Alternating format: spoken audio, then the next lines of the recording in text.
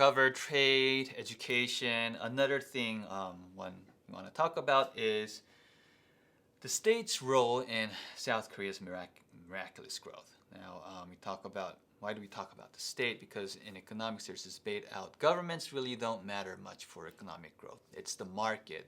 The market drives growth. We want to have a free market, and free markets will automatically adjust so that we see prices match supply and demand and see subsequent growth. Sometimes we play down the role of states or governments.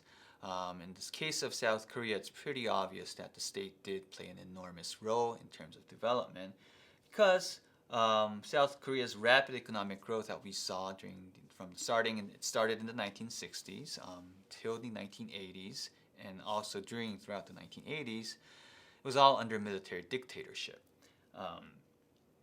And for about 2 decades, it was under one military dictator called Park Chung-hee. So if you just go back in the post-Korean War context, it was, after the Korean War, it was extremely poor. It was under economic turmoil, no industry, all the investments, or you can think about machineries basically destroyed, agricultural land destroyed, rampant rise of prices, inflation, and no way to actually control this. And basically lived off of foreign aid, large part coming from the US. Obviously, a large discontent among the population, and what's unique about South Korea's context is the fact that North Korea is its neighbor.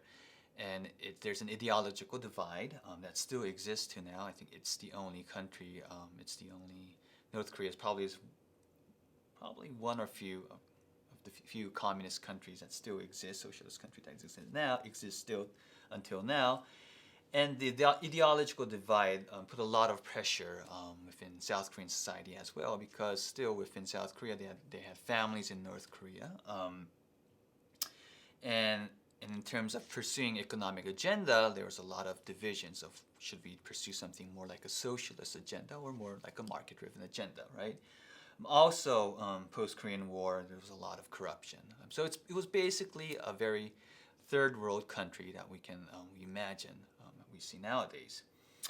What happened is in 1961, there's a military coup, and a general, Park Chung-hee, takes over and remains in power until 1979, until he was assassinated by a close friend. But that's when this economic miracle actually happened.